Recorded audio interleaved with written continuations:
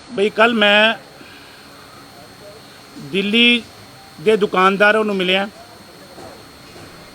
ਉੱਥੋਂ ਦੇ ਇੰਡਸਟਰੀ ਵਾਲਿਆਂ ਨੂੰ ਮਿਲਿਆ, ਹੋਟਲ ਇੰਡਸਟਰੀ ਨੂੰ ਮਿਲਿਆ, ਉੱਥੋਂ ਦੇ ਆਮ ਲੋਕਾਂ ਦੇ ਕੋਲ ਗਿਆ ਔਰ ਉੱਥੇ ਦੇ ਜਿਹੜੇ ਮਜ਼ਦੂਰ ਆ, ਖਾਸ ਕਰਕੇ ਸਫਾਈ ਮਜ਼ਦੂਰ, ਮੈਂ ਕੱਲ ਦਿੱਲੀ ਦੇ ਵਿੱਚ ਇਹ ਗੱਲ ਚੈੱਕ ਕਰਨ ਵਾਸਤੇ ਗਿਆ ਕਿ ਪੰਜਾਬ ਦੇ ਵਿੱਚ ਅਰਵਿੰਦ ਕੇਜਰੀਵਾਲ ਜੀ ਬਿਜਲੀ ਦਾ ਮਾਡਲ ਲੈ ਕੇ ਆ ਰਹੇ ਹੈ ਔਰ ਕੱਲ ਜਿਵੇਂ ਬਿਜਲੀ ਦਾ ਮਾਡਲ ਲੈ ਕੇ ਉਹਨਾਂ ਨੇ ਅਨਾਉਂਸਮੈਂਟ ਕੀਤੀ ਤੇ ਦਿੱਲੀ ਦੇ ਲੋਕਾਂ ਦੇ ਵਿੱਚ ਹਾਹਾਕਾਰ ਮਚ ਗਈ।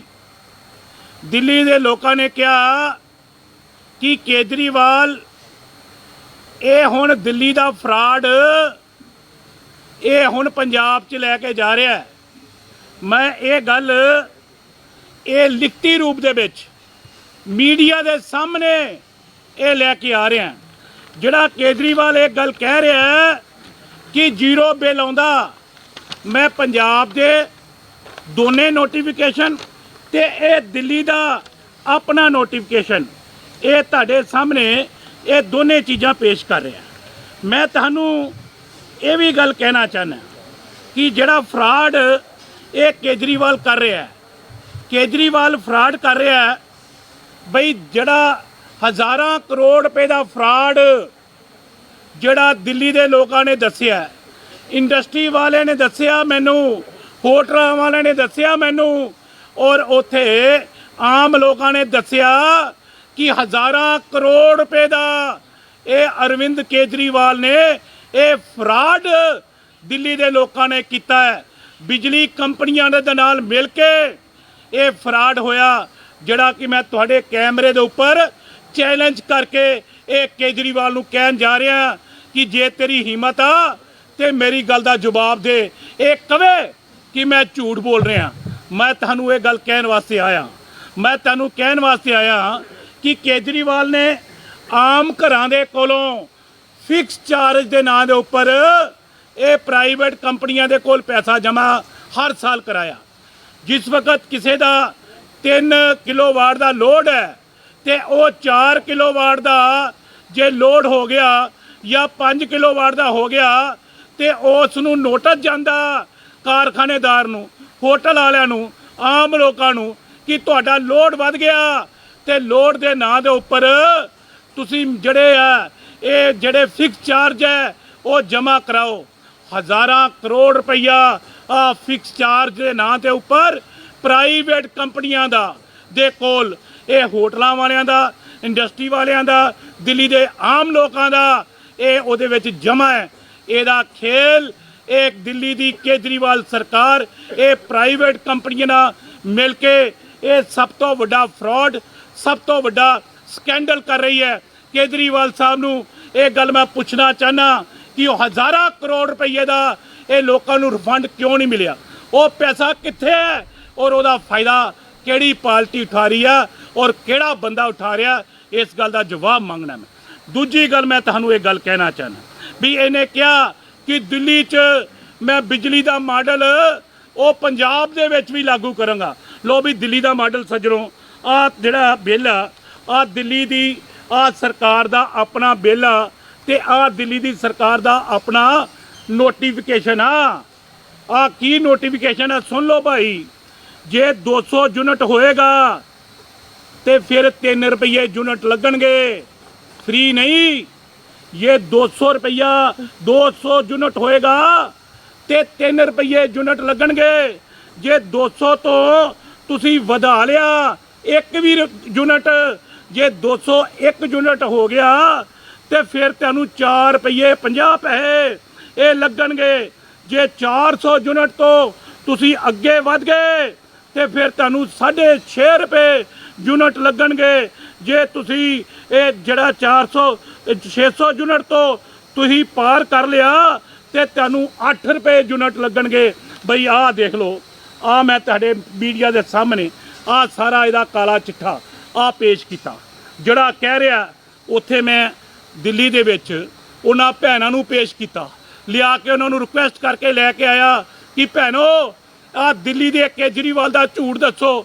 ਲੋਕ ਦਿੱਲੀ ਦੇ ਵਿੱਚ ਮੀਡੀਆ ਦੇ ਸਾਹਮਣੇ ਆਏ, ਕੱਲ ਤੁਸੀਂ ਸਾਰਿਆਂ ਨੇ ਮੀਡੀਆ 'ਚ ਦੇਖਿਆ, ਔਰ ਉੱਥੇ ਸਫਾਈ ਕਰਮਚਾਰੀਆਂ ਦੇ ਇਹ ਜਿਹੜੇ ਬਿਜਲੀ ਦੇ ਬਿੱਲ ਆ ਉਹ ਸਾਰੇ ਸਫਾਈ ਕਰਮਚਾਰੀਆਂ ਨੇ ਆ ਕੇ ਦਿੱਲੀ 'ਚ ਪ੍ਰਦਰਸ਼ਨ ਕੀਤਾ ਕੇਜਰੀਵਾਲ ਸਾਹਿਬ ਦੇ ਖਿਲਾਫ। ਔਰ ਕੇਜਰੀਵਾਲ ਸਾਹਿਬ ਇਹ ਗੱਲ ਦੱਸ ਦੇਣ ਕਿ ਕਿਸੇ ਵੀ ਇੱਕ ਸਫਾਈ ਕਰਮਚਾਰੀ ਨੂੰ ਜਦੋਂ ਦੀ ਸਰਕਾਰ ਆਈ ਆ ਕਿਸੇ ਇੱਕ ਸਰਕਾਰੀ ਕਰਮਚਾਰੀ ਨੂੰ ਪੱਕਿਆ ਕੀਤਾ, ਇਹ ਮੈਂ ਜਵਾਬ ਪੁੱਛਣਾ ਚਾਹੁੰਦਾ। ਔਰ ਇੱਥੇ ਬਸ ਨਹੀਂ, ਇਹ ਠੇਕੇਦਾਰੀ ਸਿਸਟਮ ਇਹ ਦਿੱਲੀ ਦੇ ਵਿੱਚ ਜੇ ਕਿਸੇ ਨੇ ਲਾਗੂ ਕੀਤਾ ਤੇ ਕੇਜਰੀਵਾਲ ਨੇ ਕੀਤਾ। ਦੂਸਰੇ ਪਾਸੇ ਆ ਪੰਜਾਬ ਸਰਕਾਰ ਦਾ ਰੇਟ ਆ ਬਈ, ਪੰਜਾਬ ਸਰਕਾਰ ਦਾ ਨੋਟੀਫਿਕੇਸ਼ਨ ਆ ਦਿੱਲੀ ਦੇ ਵਿੱਚ ਕੀ ਆ ਦੇਖ ਲਓ ਬਈ ਸੱਜਣੋ, ਦਿੱਲੀ ਦੇ ਵਿੱਚ ਰੇਟ ਆ 1300 ਰੁਪਇਆ, 13 ਰੁਪਏ ਯੂਨਿਟ ਤੱਕ ਦਾ ਇਹ ਬਿਜਲੀ ਦਾ ਬਿੱਲ ਲੋਕਾਂ ਦਾ ਆਇਆ। ਆ ਤੁਹਾਡੇ ਸਾਹਮਣੇ ਬਈ ਆ ਦਿੱਲੀ ਦੇ ਰੇਟ ਆ। ਜਿਹੜੇ ਕਾਰਖਾਨੇਦਾਰ ਹੈ ਨਾ, ਮੈਂ ਤੁਹਾਨੂੰ ਇੱਕ ਗੱਲ ਦੱਸ ਦਿਆਂ, ਉਹਨਾਂ ਦੇ ਬਿੱਲ ਕਢਾ ਲਓ ਬਈ। ਮੈਂ ਰੋਜ਼ ਮੀਡੀਆ ਨੂੰ ਕਹਿੰਦਾ ਬਈ ਸੱਚ ਇੱਕ ਵਾਰੀ ਦਿਖਾ ਦਿਓ ਬਈ ਸੱਜਣੋ, ਤੁਸੀਂ ਨੈੱਟ ਦੇ ਉੱਪਰ ਇਹ ਲੋਕਾਂ ਦੇ ਰੇਟ ਇਹਦੇ ਕੱਢ ਲਓ ਬਿਜਲੀ ਦੇ। ਜਿਹੜਾ ਬਿਜਲੀ ਦਾ ਉੱਥੇ ਬਿੱਲ ਆ ਰਿਹਾ ਨਾ ਕਮਰਸ਼ਲ ਦਾ ਬਿਜਲੀ ਦਾ ਬਿੱਲ 25 ਰੁਪਏ ਯੂਨਿਟ ਦੇ ਹਿਸਾਬ ਨਾਲ ਇਹ ਬਿਜਲੀ ਦਾ ਬਿੱਲ ਵੀ ਆਇਆ ਹੈ। ਔਰ ਇਹ ਫਰਾਡ ਕਰਨ ਵਾਸਤੇ ਇਹ ਕੇਜਰੀਵਾਲ ਇਸ ਜਗ੍ਹਾ ਦੇ ਉੱਪਰ ਆਇਆ। ਔਰ ਇਹ ਗੱਲ ਦੱਸ ਦੇਵੇ ਕਿ ਕਿਸੇ ਵੀ ਦਿੱਲੀ ਦੇ ਵਿੱਚ ਇੱਕ ਵੀ ਬੰਦੇ ਨੂੰ ਕਿਸੇ ਨੂੰ ਨੌਕਰੀ ਦਿੱਤੀ ਹੋਵੇ, ਇਹ ਆਪਣੀ ਨੌਕਰੀਆਂ ਦਾ ਇੱਥੇ ਕਹਿਣ ਵਾਸਤੇ ਆਇਆ आप सारे कागज संभाल के रखना भाई, जो चिट्ठियां कैप्टन अमरिंदर सिंह ने दी है वो सारी रख लेना, सभी को नौकरियां दे दूंगा। मोदी दे चिमचे, मैं तुम्हें पूछना चाहता हूं कि दिल्ली के अंदर आपने किसी को एक नौकरी दी है? आप बता दो। आप दिल्ली में कोई हॉस्पिटल बनाया हो तो बता दो, दिल्ली में कोई कॉलेज बनाया हो तो बता दो, कोई स्कूल बनाया हो तब भी बता दो, आपने कोई मेट्रो नहीं चलाई हो तब भी बता दो। ये फ्रॉड आदमी है और फ्रॉड बातें करने के लिए यहाँ आया है। आज मीडिया के सामने मैं इसका बिजली का जो मॉडल है वो आपके सामने लेकर के आया हूँ। हमारा कमर्शियल का जो रेट है वो है 7 रुपये 19 पैसे, 7 रुपये 19 पैसे। और दिल्ली का कमर्शियल का रेट 1000 रुपये से शुरू होता है और 2500 रुपया यूनिट के हिसाब से लोगों को भरना पड़ता है। 25 रुपये 25 रुपये यूनिट के नाल ये लोगों को भरना पै रहा और 10 रुपये यूनिट तो शुरू होंदा है ते साडा 7 रुपये 19 पैसे यूनिट है मैक्सीमम। इसलिए मैं तुहानू ये बेनती करने वास्ते आया बई ये दिल्ली का फ्रॉड आदमी जे इत्थे पुछना चाहना आ दिल्ली दे विच मॉडल है। दिल्ली दे विच भाई जे 200 यूनिट तो 201 हो गया तो फिर 200 यूनिट तो बाद 8 रुपये यूनिट तक के पैसे तुसी वसूल कर रहे हो और पंजाब च आके तुसी फ्रॉड कर रहे हो। और जड़ा अखबारां दे विच सुर्खियां बनिया होया ये केजरीवाल ने ये सारे पेपरां दे विच ये लिखिया कि भाई आ जिहड़ा शामी कुछ ते सवेरे कुछ आ लिखिया, दोपहर में किया गया यूनिट का मुफ्त बिजली का ऐलान, शाम को पलटे केजरीवाल। मैं तुहानू एक गल कहां भाजी, गल सिर्फ इन्नी जे कि जिन्हों कहते हैं ना कि बाणियां झूठ बोल के की वटदा ते दुकानदार घट तोल के की खटदा। बई पंजाब दे विच आके केजरीवाल ऐसा बंदा जड़ा आपे थुकदा ते आपे चटदा, ये आपे थुक के चटन वाला ये बंदा, ये उपर तबार पंजाब दे लोग नहीं करनगे। आम आदमी पार्टी का सुखड़ा साफ हो रहा है। जिन्ने भी इलैक्शन अज तक होए देश के अंदर कोई इलैक्शन होया तो केजरीवाल साहब ने 490 सीटां ते इलैक्शन लड़िया, सारियां च जमानतां जब्त। और पंजाब दे विच मैंबर पार्लीमेंट के इलैक्शन आए जिस वक्त पहले दियां 4 सीटां एमपीआं दियां सी, एक रह गई कि नहीं रह गई। फिर जे बाई इलैक्शन 8 जड़े होए MLA दे जमानतां जब्त, कारपोरेशन च जमानतां जब्त, जिला परिषद ब्लाक समितियां च जमानतां जब्त। ये जमानत जब्त बंदा ते पंजाब दे विच इहदी जमानत जब्त होएगी। डॉक्टर साहब मैंने गल दसो 4.5 साल पति सरदार दे जी ਤੁਸੀਂ ਡੋਮੈਸਟਿਕ ਕੰਜ਼ਿਊਮਰ ਨੂੰ ਕਿੰਨੀ ਫਰੀ ਬਿਜਲੀ ਮਿਲੀ? ਉਹਨੇ ਤਾਂ ਅੱਜ ਐਲਾਨ ਕੀਤਾ, ਚਲੋ ਵਾਅਦਾ ਕੀਤਾ, ਤੁਹਾਡੀ ਤਾਂ ਸਰਕਾਰ ਸੀ 4.5 ਸਾਲ, ਤੁਸੀਂ ਡੋਮੈਸਟਿਕ ਕੰਜ਼ਿਊਮਰ ਐਸਟੀਬੀਸੀ ਵਾਲੀ 200 ਯੂਨਿਟ ਤੇ ਜਾ ਰਹੀ ਹੈ। ਹੁਣ ਤੁਸੀਂ ਹਾਈ ਕਮਾਂਡ ਦੇ ਕਹਿੰਦੇ ਤੁਸੀਂ ਕਰ ਰਹੇ, ਤੁਸੀਂ 4.5 ਸਾਲ ਪਹਿਲੇ ਕੋਈ ਕੀਤਾ? ਬਈ ਪਹਿਲੀ ਗੱਲ ਹੈ ਕਿ ਵੀ ਬਈ ਸਰਕਾਰ ਦੇ ਜਿਹੜਾ ਸਮਾਂ ਨਿਕਲਿਆ 2 ਸਾਲ ਤੇ ਕੋਵਿਡ ਦੇ ਵਿੱਚ ਨਿਕਲੇ ਔਰ ਜਿਸ ਹਾਲਾਤ ਦੇ ਵਿੱਚੋਂ ਪੰਜਾਬ ਦੀ ਡੁੱਬਦੀ ਨਈਆ ਪਾਰ ਕਰਨ ਵਾਸਤੇ ਅਸੀਂ ਜੁਮਾ ਚੁੱਕਿਆ ਸੀ। ਪੰਜਾਬ ਦੀ ਅਰਥ ਵਿਵਸਥਾ ਦੀ ਜਿਹੜੀ ਗੱਡੀ ਸੀ ਉਹ ਪਟਰੀ ਤੋਂ ਲਈਆਂ ਤੋਂ ਲੱਥੀ ਸੀ। ਬਈ ਅਸੀਂ ਜਦੋਂ ਤਨਖਾਹਾਂ ਦੇਣ ਨੂੰ ਪੈਸਾ ਨਹੀਂ ਸੀ, ਜਿਸ ਵਕਤ ਤੁਸੀਂ ਦੇਖਿਆ ਹੋਏਗਾ ਕਿ ਅਕਾਲੀ ਦਲ ਦੀ ਸਰਕਾਰ ਦੇ ਦੌਰਾਨ ਮਹੀਨੇ ਦੇ ਵਿੱਚ 25 ਦਿਨ ਟ੍ਰੈਜਰੀ ਬੰਦ ਰਹਿੰਦੀ ਸੀ। ਅੱਜ ਕਿਸੇ ਵੀ ਇੱਕ ਦਿਨ ਬੰਦ ਹੋਈ, ਇੱਕ ਵੀ ਦਿਨ ਅਸੀਂ ਕਿਸੇ ਦੀ ਪੈਨਸ਼ਨ ਨਹੀਂ ਰੋਕੀ, ਇੱਕ ਵੀ ਦਿਨ ਅਸੀਂ ਕਿਸੇ ਦੀ ਸੈਲਰੀ ਨਹੀਂ ਰੋਕੀ। ਔਰ 2 ਸਾਲ ਜਿਹੜਾ ਕੋਵਿਡ ਦਾ ਨਿਕਲਿਆ ਔਰ ਉਹਦੇ ਬਾਵਜੂਦ ਅਸੀਂ ਕਿਸਾਨਾਂ ਨੂੰ ਅਸੀਂ ਫ੍ਰੀ ਬਿਜਲੀ ਦੇ ਰਹੇ ਹਾਂ, ਦਲਿਤਾਂ ਨੂੰ ਅਸੀਂ ਫ੍ਰੀ ਬਿਜਲੀ ਦੇ ਰਹੇ ਹਾਂ। ਔਰ ਦੂਸਰੇ ਪਾਸੇ ਜੇ ਹੁਣ ਥੋੜੇ ਹਾਲਾਤ ਸੁਖਾਵੇਂ ਹੋਏ ਆ, ਕੋਵਿਡ ਤੋਂ ਥੋੜੀ ਜਿਹਾ ਛੁਟਕਾਰਾ ਮਿਲਿਆ ਸਾਨੂੰ, ਤੇ ਅਸੀਂ ਆਮ ਲੋਕਾਂ ਵਾਸਤੇ ਵੀ 200 ਯੂਨਿਟ ਜਿਹੜਾ ਹੈ ਉਹ ਅਸੀਂ ਮਾਫ ਕਰ ਰਹੇ ਹਾਂ। ਡਾਕਟਰ ਸਾਹਿਬ, ਉਹ ਤਾਂ ਤੁਸੀਂ ਹਾਈ ਕਮਾਂਡ ਦੇ ਕਹਿਣ ਤੇ ਕੀਤਾ ਹੈ, ਹਲੇ ਤੱਕ ਨਹੀਂ ਕੀਤਾ। ਬਈ ਗੱਲ ਸਰਕਾਰ ਨੇ ਨਹੀਂ ਕੀਤਾ, ਬਈ ਨਹੀਂ ਜਬਰਨ ਕਰਵਾਇਆ ਤੁਸੀਂ। ਹਾਈ ਕਮਾਂਡ ਬਈ ਤੁਸੀਂ ਕੀ ਸੋਚਦੇ ਹੋ? ਬਾਕੀ ਚੀਜ਼ਾਂ ਜਿੰਨੀਆਂ ਹੋ ਰਹੀਆਂ ਇਹ ਹਾਈ ਕਮਾਂਡ ਦੇ ਹੁਕਮ ਤੋਂ ਬਿਨਾਂ ਹੋ ਰਹੀਆਂ। ਇਹ ਹਰ ਚੀਜ਼ ਹਾਈ ਕਮਾਂਡ ਦੇ ਹੁਕਮ ਦੇ ਨਾਲ ਹੁੰਦੀ ਹੈ। ਹਰ ਬਈ ਗੱਲ ਸੁਣ ਲਓ, ਕਿਹੜੀ ਕਿਹੜੀ ਨਹੀਂ ਹੋਈ ਇਹ ਪੁੱਛੋ ਮੇਰੇ ਕੋਲ ਪਹਿਲੇ। ਪਹਿਲੀ ਗੱਲ ਸੁਣ ਲਓ। ਪਹਿਲੀ ਗੱਲ ਆ ਵਾ ਕਿ ਅਸੀਂ ਵਾਅਦਾ ਕੀਤਾ ਸੀ ਬਈ ਭੈਣਾਂ ਨੂੰ ਅਸੀਂ 33% ਨੌਕਰੀਆਂ 'ਚ ਰਾਖਵਾਂ ਕਰਨ ਦਿਆਂਗੇ, ਅਸੀਂ ਦਿੱਤਾ। ਮੈਂ ਦੱਸਣ ਲੱਗਾ ਜੀ। ਔਰ ਦੂਸਰੀ ਗੱਲ ਮੈਂ ਤੁਹਾਨੂੰ ਕਹਾਂ, ਦਲਿਤਾਂ ਵਾਸਤੇ ਜਿਹੜੀਆਂ ਨੌਕਰੀਆਂ ਦਾ ਬੈਕਲੌਗ ਸੀ ਅਸੀਂ ਆਰੰਭ ਕੀਤਾ। ਅੱਜ 23,000 ਨੋਟ ਕਰ ਲਓ ਮੇਰੀ ਬਈ ਸੱਜਣੋ। ਇਹਦਾ ਜੇ ਤੁਹਾਨੂੰ ਲਿਸਟਾਂ ਚਾਹੀਦੀਆਂ ਮੈਂ ਤੁਹਾਨੂੰ ਲਿਸਟਾਂ ਪ੍ਰੋਵਾਈਡ ਕਰਾਊਂਗਾ।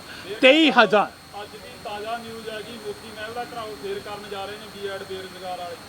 ਬਈ ਗੱਲ ਸਿਰਫ ਇੰਨੀ ਗੱਲ ਸੁਣ ਲਓ। ਜੀ ਤੁਸੀਂ 10 ਦਿਨ ਪਹਿਲਾਂ ਮੁੱਖ ਮੰਤਰੀ ਨੂੰ ਚਿੱਠੀ ਲਿਖੀ ਆ ਵੀ ਕਿਰਪਾ ਕਰਕੇ ਦਲਤਾਂ ਦੀ ਵੀ ਥੋੜੀ ਬੈਕਲੋਡ ਬਈ ਮੈਂ ਕੀ ਗੱਲ ਸੁਣੋ ਕਿ ਨਹੀਂ ਸੁਣੀ?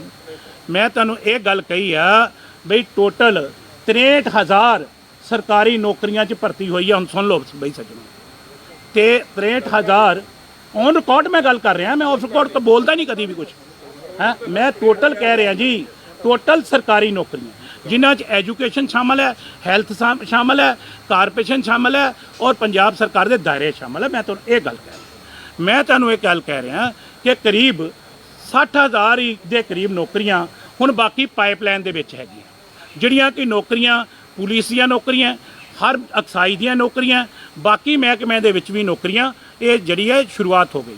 ਔਰ ਪਹਿਲੇ ਹੀ ਇਹ ਜਿਹੜਾ ਸਾਡਾ ਮਿਨੀਮਮ ਵੇਜ ਹੈ, ਮਿਨੀਮਮ ਵੇਜ ਜਿਸ ਤਰ੍ਹਾਂ ਸਾਡੇ ਭਰਾਵਾਂ ਨੇ ਕਿਹਾ ਬਈ ਠੇਕੇਦਾਰੀ ਸਿਸਟਮ, ਪਹਿਲੀ ਸਰਕਾਰ ਦੇਸ਼ ਦੇ ਅੰਦਰ ਪਹਿਲੀ ਸਰਕਾਰ ਆ, ਮੈਂ ਤੁਹਾਨੂੰ ਇੱਕ ਗੱਲ ਕਹਾਂ, ਜਿਨੇ ਠੇਕੇਦਾਰੀ ਸਿਸਟਮ ਨੂੰ ਬੰਦ ਕਰਨ ਦਾ ਐਲਾਨ ਕੀਤਾ ਤੇ ਮਿਨੀਮਮ ਵੇਜ ਵੀ ਜਿਹੜਾ ਆ ਉਹ 18,000 ਰੁਪਈਆ ਦੇਣ ਦਾ ਐਲਾਨ ਕੀਤਾ, ਜਿਹੜਾ ਕਿ ਇਹ ਜੁਲਾਈ ਮਹੀਨੇ ਤੋਂ ਇਹਦੀ ਅਸੀਂ ਸ਼ੁਰੂਆਤ ਕਰ ਰਹੇ ਹਾਂ।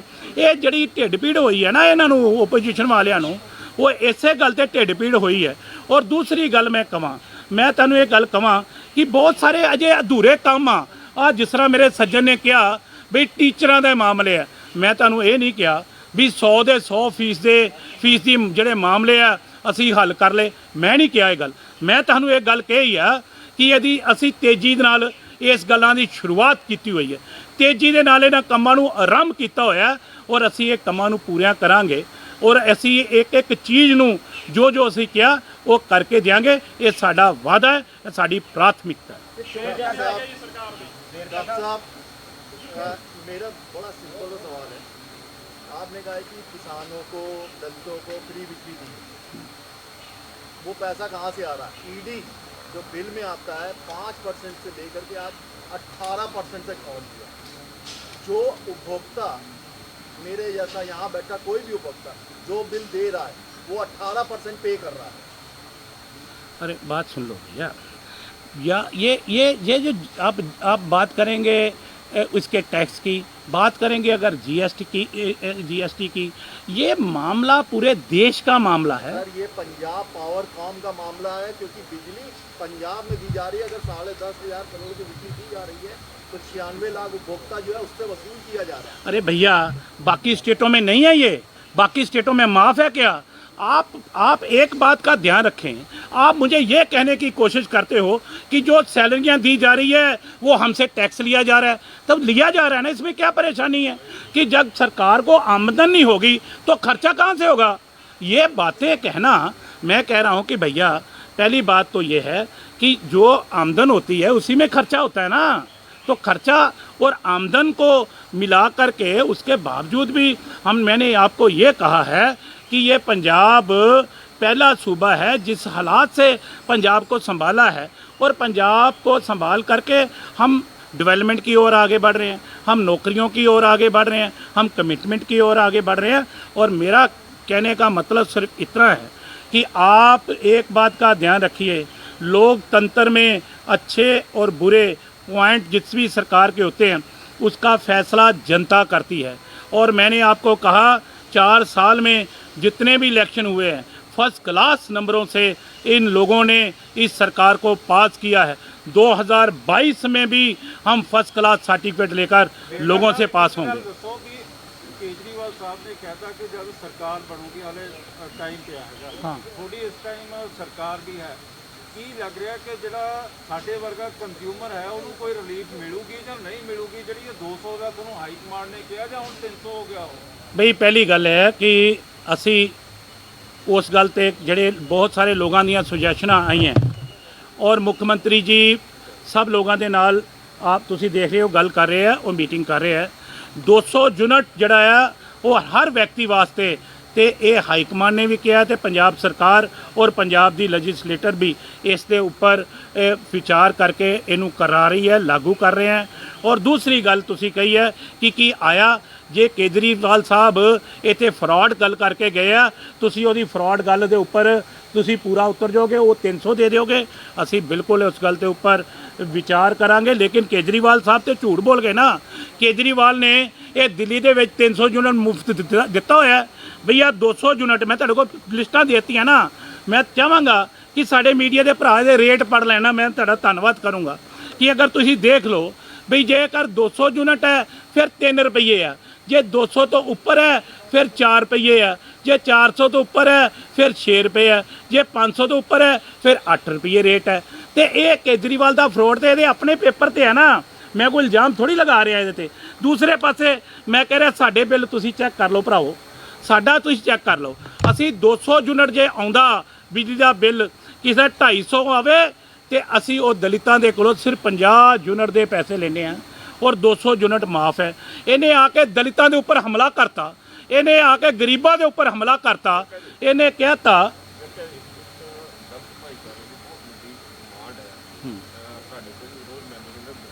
ਜੀ ਪੰਜਾਬ 'ਚ ਪ੍ਰਸ਼ਾਸਨ ਸੰਵਿਧਾਨ ਕੋਲ ਪੂਰੀ ਤਰ੍ਹਾਂ ਲਾਗੂ ਹੋ ਗਿਆ। ਦੂਸਰੀ ਗੱਲ, ਤੁਸੀਂ ਜਿਹੜਾ ਪੰਜਾਬ 'ਚ ਠੇਕੇਦਾਰੀ ਸਿਸਟਮ ਬੰਦ ਕਰ ਦਿੱਤਾ, ਕਿਸੇ ਇੱਕ ਮੁਲਾਜ਼ਮ ਦਾ ਨਾਂ ਦੱਸ ਦਿਓ ਜਿਹਨੂੰ ਤੁਸੀਂ ਠੇਕੇ ਤੋਂ ਰੈਗੂਲਰ ਕਰ ਦਿੱਤਾ।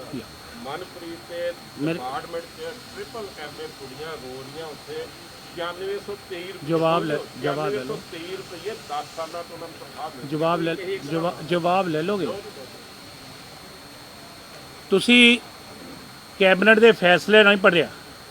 ਉਹਦੇ ਵਿੱਚ ਪਹਿਲੇ ਸੁਣ ਲਓ ਜੀ ਕਿ ਜੁਲਾਈ ਤੋਂ, ਜਿਹੜੀ ਕਿ ਜੁਲਾਈ ਚੜ੍ਹਨੀ ਹੈ, ਜੁਲਾਈ ਤੋਂ ਇਹ ਜਿਹੜਾ ਸਿਲਸਿਲਾ ਆ ਅਸੀਂ ਸ਼ੁਰੂ ਕਰਨ ਲੱਗੇ ਇਸ ਮਹੀਨੇ ਤੋਂ।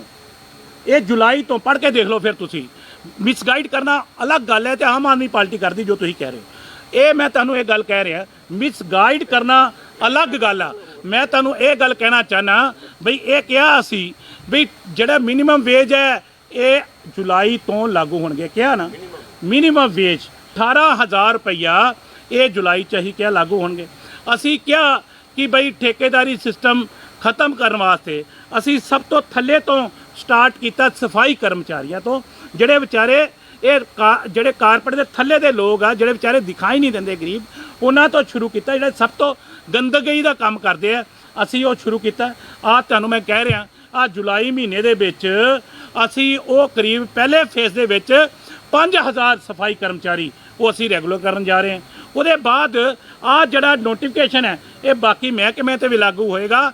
ਸਿਰਫ ਵੇਟ ਕਰੋ, ਇੰਤਜ਼ਾਰ ਕਰੋ। ਇਸ ਮਹੀਨੇ ਦੇ ਵਿੱਚ ਬਹੁਤ ਸਾਰਾ ਤੁਹਾਨੂੰ ਚੰਗੇ ਪੁਆਇੰਟ ਦੇਖਣ ਨੂੰ ਮਿਲਣਗੇ ਔਰ ਮੀਡੀਆ ਜਿਹੜਾ ਆ ਉਹ ਸਾਡੀ ਪ੍ਰਸ਼ੰਸਾ ਕਰੇ ਔਰ ਇਹਦੇ ਵਾਸਤੇ ਅਸੀਂ ਆਪਣੇ ਆਪ ਨੂੰ ਤਿਆਰ ਕਰਾਂਗੇ ਔਰ ਇਹਦੇ ਵਾਸਤੇ ਆਪਣੇ ਆਪ ਨੂੰ ਕਾਬਲ ਕਰਾਂਗੇ। ਕਾਂਗਰਸ ਪਾਰਟੀ ਨੇ ਜਦੋਂ ਇਲੈਕਸ਼ਨ ਮੈਨੀਫੈਸਟੋ ਜਾਰੀ ਕੀਤਾ ਸੀਗਾ ਉਹਨਾਂ ਨੇ ਕਿਹਾ ਸੀ ਸਾਲ ਦਾ ਸਰ ਇਲੈਕਸ਼ਨ ਦੀ ਰੇਟ ਘਟਾਵਾਂਗੇ, ਪਰ ਸਾਲ ਦਾ ਸਾਲ 4 ਸਾਲਾਂ ਤੋਂ ਵੱਧ ਰਹੇ ਨੇ।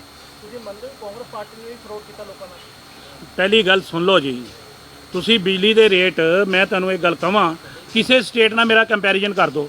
ਤੁਸੀਂ ਮੇਰੀ ਗੱਲ ਸੁਣ ਲਓ ਜੀ, ਪਹਿਲੀ ਗੱਲ ਸੁਣ ਲਓ, ਤੁਸੀਂ ਇਹਦਾ ਜਵਾਬ ਮੇਰੇ ਕੋਲ ਲੈ ਲਓ। ਮੈਂ ਤੁਹਾਨੂੰ ਇਹ ਗੱਲ ਕਹਿ ਰਿਹਾ ਕਿ 100 ਦੇ ਵਿੱਚੋਂ 40 ਬੰਦਿਆਂ ਦੇ ਕੋਲੋਂ ਤੇ ਬਿਜਲੀ ਦਾ ਬਿੱਲ ਹੀ ਮਾਫ ਹੈ। ਕਿ ਹੈ ਸਟੇਟ ਦੇ ਅੰਦਰ ਕਿ 40% ਲੋਕਾਂ ਦੇ ਕੋਲੋਂ ਜ਼ੀਰੋ ਬਿੱਲ ਹੈ, 30% ਕਿਸਾਨ ਕੋਲੋਂ ਬਿੱਲ ਲੈ ਰਹੇ ਅਸੀਂ। ਕੋਈ ਹੈ ਸਟੇਟ ਐਸੀ ਜਿਹੜੀ 30% ਲੋਕਾਂ ਕੋਲੋਂ ਬਿਜਲੀ ਦਾ ਬਿੱਲ ਨਾ ਲਵੇ ਆਪਣੇ ਕਿਸਾਨਾਂ ਕੋ? ਕੋਈ ਐਸੀ ਸਟੇਟ ਹੈ ਜਿੱਥੇ ਦਲਿਤਾਂ ਦੇ ਕੋਲੋਂ ਜਿਹੜਾ 200 ਯੂਨਿਟ ਹੈ ਉਹ ਬਿਲਕੁਲ ਫ੍ਰੀ ਹੋਵੇ ਔਰ 200 ਤੋਂ ਇੱਕ ਹੋਵੇ ਤੇ ਸਿਰਫ 1 ਯੂਨਿਟ ਦੇ ਪੈਸੇ ਲੈਣੇ? ਦੇਸ਼ ਦੇ ਅੰਦਰ ਕੋਈ ਐਸੀ ਸਟੇਟ ਦਿਖਾ ਦਿਓ। ਉਹਦੇ ਬਾਵਜੂਦ ਵੀ ਅਸੀਂ ਜਿਹੜੇ ਰੇਟ ਤੁਸੀਂ ਗੱਲ ਕਰ ਰਹੇ ਹੋ ਕਿ ਰੇਟ ਵੱਧ ਰਹੇ, ਮੈਂ ਤੁਹਾਨੂੰ ਰੇਟ ਹੀ ਦੇ ਦਿੱਤੇ ਨਾ। ਤੁਸੀਂ ਛਾਪੋ ਮੇਰੇ ਨਾਲ ਉਹਦੇ ਆਪਣੀ ਅਖਬਾਰਾਂ 'ਚ, ਇਹ ਛਾਪੋ ਆਪਣੇ ਪ੍ਰਿੰਟ ਦੇ ਵਿੱਚ। ਤੁਸੀਂ ਕਹੋ ਕਿ ਲਓ ਜੀ ਇਹ ਪੰਜਾਬ ਦੇ ਬੜੇ ਜ਼ਿਆਦਾ, ਲਿਆਓ ਕੱਢ ਕੇ ਮੇਰੇ ਨਾਲ ਹਰਿਆਣੇ ਦੇ ਰੇਟ, ਲਿਆਓ ਮੇਰੇ ਕੋਲ ਕੱਢ ਕੇ ਮਹਾਰਾਸ਼ਟਰ ਦੇ ਰੇਟ, ਲਿਆਓ ਮੇਰੇ ਕੋਲ ਕੱਢ ਕੇ ਰਾਜਸਥਾਨ ਦੇ ਰੇਟ, ਲਿਆਓ ਕੱਢ ਕੇ ਦਿੱਲੀ ਦੇ ਰੇਟ, ਕੱਢੋ ਸਾਹਮਣੇ।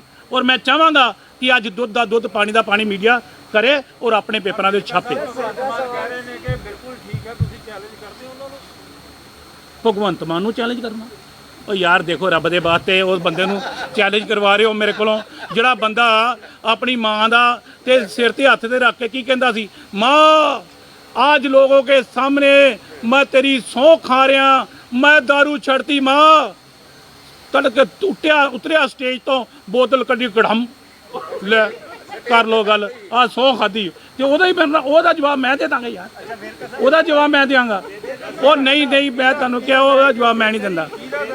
ਸਟੇਜ ਤੇ ਸਾਡੇ ਜੀ ਪੰਜਾਬ ਨੂੰ ਪ੍ਰੋਮਿਸ ਨਾ ਤਾਂ ਉੱਤਰਾਖੰਡ ਨੇ ਕੀਤਾ ਸੀ, ਨਾ ਯੂਪੀ ਨੇ ਕੀਤਾ ਸੀ, ਨਾ ਦਿੱਲੀ ਨੇ ਕੀਤਾ ਸੀਗਾ। ਪੰਜਾਬ ਨੂੰ ਪ੍ਰੋਮਿਸ ਕਾਂਗਰਸ ਨੇ ਕੀਤਾ ਸੀ। ਬਈ ਕਾਂਗਰਸ ਨੇ ਪੂਰਾ ਨਹੀਂ ਕੀਤਾ। ਤੁਸੀਂ ਮੰਨਦੇ ਹੋ ਕਿ ਜਿੱਦਾਂ ਤੁਸੀਂ ਉਹਨੂੰ ਜੁਮਲਾ ਕਹਿ ਰਹੇ ਹੋ, ਕਾਂਗਰਸ ਨੇ ਵੀ ਜੁਮਲਾ ਛੱਡਿਆ? ਕਾਂਗਰਸ ਕੋਈ ਬਈ ਤੁਸੀਂ ਹਾਲਾਤ ਨਹੀਂ ਦੇਖ ਰਹੇ, ਤੁਸੀਂ ਗੈਰ ਜ਼ਿੰਮੇਵਾਰੀ ਨਹੀਂ ਕਰੀ, ਜ਼ਿੰਮੇਵਾਰੀ ਦੀ ਗੱਲ ਕਰੋ ਮੇਰੇ ਨਾਲ ਕਿ ਸਰਕਾਰ ਪੰਜਾਬ ਦੇ ਵਿੱਚ ਅਸੀਂ ਆਪਣੇ ਵਸੀਲਿਆਂ ਤੋਂ ਵੱਧ ਕੇ ਕੰਮ ਕਰ ਰਹੇ ਹਾਂ, ਆਪਣੀ ਹਿੰਮਤ ਤੋਂ ਵੱਧ ਕੇ ਕੰਮ ਕਰ ਰਹੇ ਹਾਂ। ਮੈਂ ਤੁਹਾਨੂੰ ਇਹ ਗੱਲ ਕਹੀ ਹੈ ਬਈ ਕਿਤੇ ਨਾ ਕਿਤੇ ਕੰਪੈਰੀਜ਼ਨ ਤੇ ਕਰੋਗੇ ਨਾ ਯਾਰ ਕਿਸੇ ਗੱਲ ਦਾ। ਉਹ ਦਿੱਲੀ ਨੂੰ ਆਮਦਨ ਕਿੰਨੀ ਆ ਤੇ ਰੇਟ ਕੀ ਹੈ, ਬਈ ਸਾਨੂੰ ਆਮਦਨ ਕੀ ਹੈ ਉਹਦੇ ਬਾਵਜੂਦ ਅਸੀਂ ਰਿਲੀਫ ਕਿੰਨੀ ਦੇ ਰਹੇ ਹਾਂ, ਇਹਦਾ ਕੰਪੈਰੀਜ਼ਨ ਕਰੋ। ਸੁਖਬੀਰ ਬਾਦਲ ਨੇ ਰੇਡ ਮਾਰੀ ਹੈ, ਇਲੀਗਲ ਮਾਈਨਿੰਗ ਹੋ ਰਹੀ ਸੀ ਬਿਆਸ ਦੇ ਉੱਤੇ ਛਾਪਾਮਾਰੀ ਕੀਤੀ ਔਰ ਇਲੀਗਲ ਮਾਈਨਿੰਗ ਹੋ ਰਹੀ। ਇਲੀਗਲ ਮਾਈਨਿੰਗ ਦੇ ਵਿੱਚ ਕੋਈ ਵੀ ਵਿਅਕਤੀ ਸ਼ਾਮਲ ਹੋਵੇ, ਸਾਡਾ ਉਸ ਮਾਮਲੇ ਦੇ ਅੰਦਰ ਜ਼ੀਰੋ ਟੋਲਰੈਂਸ ਹੈ ਔਰ ਅਸੀਂ ਕਦੀ ਵੀ ਇਹਨਾਂ ਚੀਜ਼ਾਂ ਨੂੰ ਨਾ ਬੜਾਵਾ ਦਿੱਤਾ, ਨਾ ਬਰਦਾਸ਼ਤ ਕੀਤਾ। ਅਗਰ ਸੁਖਬੀਰ ਬਾਦਲ ਨੇ ਕਿਸੇ ਜਗ੍ਹਾ ਦੇ ਉੱਪਰ ਕਿਸੇ ਵੀ ਗੱਲ ਨੂੰ ਐਕਸਪੋਜ਼ ਕੀਤਾ ਹੈ ਤੇ ਉਹਨਾਂ ਦੇ ਖਿਲਾਫ ਜਿਹੜੇ ਮਾਈਨਿੰਗ ਕਰਨ ਵਾਲੇ ਲੋਕ ਹੈ, ਸਰਕਾਰ ਉਹਨਾਂ ਦੇ ਖਿਲਾਫ ਕਾਰਵਾਈ ਕਰ ਰਹੀ ਹੈ ਔਰ ਉਹਨਾਂ ਦੇ ਖਿਲਾਫ ਸਖਤ ਕਾਰਵਾਈ ਹੋਏਗੀ। ਔਰ ਅਸੀਂ ਬਿਲਕੁਲ ਆਪਣੇ ਅਧਿਕਾਰੀਆਂ ਨੂੰ ਕਿਹਾ ਵੀ ਜਿੱਥੇ ਕਿਤੇ ਅਜਿਹੀ ਚੀਜ਼ ਸਾਹਮਣੇ ਆਏਗੀ ਉਹਦੇ ਅਧਿਕਾਰੀ ਵੀ ਜ਼ਿੰਮੇਵਾਰ ਹੋਣਗੇ ਔਰ ਜਿੱਥੇ ਮਾਈਨਿੰਗ ਕਰਨ ਵਾਲਿਆਂ ਤੇ ਕਾਰਵਾਈ ਹੋਏਗੀ ਉੱਥੇ ਅਧਿਕਾਰੀਆਂ ਦੇ ਉੱਪਰ ਵੀ ਕਾਰਵਾਈ ਹੋਏਗੀ। ਸਰ ਸੁਖਬੀਰ ਸਿੰਘ ਬਾਦਲ ਦਾ ਕਹਿਣਾ ਹੈ ਕਿ ਨਵਜੋਤ ਸਿੱਧੂ ਜਿਹੜੇ ਆ ਮਿਸਗਾਈਡਡ ਮਿਸਾਈਲ ਹੈ। ਬਈ ਗੱਲ ਸੁਣ ਲਓ ਭਾਈ, ਬਈ ਸੁਖਬੀਰ ਬਾਦਲ ਕਹਿ ਰਿਹਾ ਕਿ ਜਿਹੜਾ ਨਵਜੋਤ ਸਿੰਘ ਸਿੱਧੂ ਹੈ ਮਿਸਗਾਈਡਡ ਮਿਸਾਈਲ ਹੈ, ਤੇ ਫਿਰ ਮਿਸਾਈਲ ਜਿਹੜੀ ਹੈ ਸੁਖਬੀਰ ਬਾਦਲ ਕਿਹੜੀ ਮਿਸਾਈਲ ਆ ਉਹ ਦੱਸ ਦਵੇ। ਬੜੀ ਇਹ ਜਿਹੜੀ ਮਿਸਾਈਲ ਹੈ ਇਹ ਪੰਜਾਬ ਦੇ ਇਹ ਨਸ਼ੇ ਕਰਨ ਵਾਲਿਆਂ ਦੇ ਹਿੱਕ 'ਚ ਵੱਜੀ, ਕਦੀ ਜਾ ਕੇ ਕਦੀ ਖਤਮ ਕਰ ਲਏ ਨਸ਼ੇ ਉਹਨੇ। ਇਹ ਮਿਸਾਈਲ ਜਿਹੜੀ ਸੀਗੀ ਕਿ ਇਹ ਅੱਜ ਤੱਕ ਦੇ ਇਤਿਹਾਸ ਦੇ ਅੰਦਰ ਗੁਰੂ ਗ੍ਰੰਥ ਸਾਹਿਬ ਦੀ ਬੇਅਦਬੀ ਹੋਈ, ਬੇਅਦਬੀ ਕਰਨ ਵਾਲਿਆਂ ਦੀ ਹਿੱਕ 'ਚ ਇਹ ਮਿਸਾਈਲ ਵੱਜੀ ਜਾ ਕੇ। ਇਹ ਮਿਸਾਈਲ ਜਿਹੜੀ ਹੈ ਇਹ ਸਿਰਫ ਪੰਜਾਬ ਦੇ ਹਿੱਤਾਂ ਦੇ ਖਿਲਾਫ ਯੂਜ਼ ਹੋਈ ਹੈ। ਜਿਹੜੀ ਇਹ ਸੁਖਬੀਰ ਸਿੰਘ ਬਾਦਲ ਆ ਔਰ ਉਹ ਕਿਸੇ ਦੇ ਉੱਪਰ ਨਿਸ਼ਾਨਾ ਸਾਧਨ ਦੀ ਬਜਾਏ ਪਹਿਲੇ ਆਪਣਾ ਇਹ ਘਰ ਸਾਫ਼ ਕਰ ਲੇ। ਜਿਹੜੀ ਤਕੜੀ ਉਹ ਮੈਂ ਸਮਝਣਾ ਬੈਲੈਂਸ ਨਹੀਂ ਆਪਣਾ ਰੱਖ ਪਾ ਰਹੀ, ਤਕੜੀ ਅੱਗੇ ਪਿੱਛੇ ਹੁੰਦੀ ਜਾ ਰਹੀ ਹੈ। ਇਹ ਤਕੜੀ ਸਾਂਭੇ, ਉਹਦਾ ਜਵਾਬ ਨਾ ਦੇ। ਡਾਕਟਰ ਸਾਹਿਬ ਲੱਗ ਨਹੀਂ ਰਿਹਾ ਕਿ ਕੈਪਟਨ ਸਾਹਿਬ ਦੇ ਵੀ ਖਿਲਾਫ ਹੋ ਗਈ ਮਿਜ਼ਾਈਲ ਯੂਜ਼ ਦੇ? ਮੈਂ ਤੁਹਾਨੂੰ ਇਹ ਗੱਲ ਕਹੀ ਆ ਕਿ ਬਈ 4 ਦਿਨ ਦੀ ਗੱਲ ਆ, ਤੁਹਾਨੂੰ ਦੇਖਣ ਨੂੰ ਮਿਲੇਗਾ ਕਿ ਸਾਰੇ ਹੀ ਕਾਂਗਰਸ ਪਾਰਟੀ एक मंच ते आएगी। आ जड़ियाँ गलतफहमियां आम आदमी पार्टी वाले या सुखबीर बादल या बीजेपी वाले पालते हैं ना, आ तुहानूं मैं गल कहां, आ पंजे उंगलां तुहानूं दिख रहीआं भी कांग्रेस दीआं, तुसीं कहंदे एक उंगल उधर जा रही एक उधर जाती है। आ हुण 2 दिन तो बाद ना आ इकट्ठियां हो के घसुन बनना ही सीधा ही।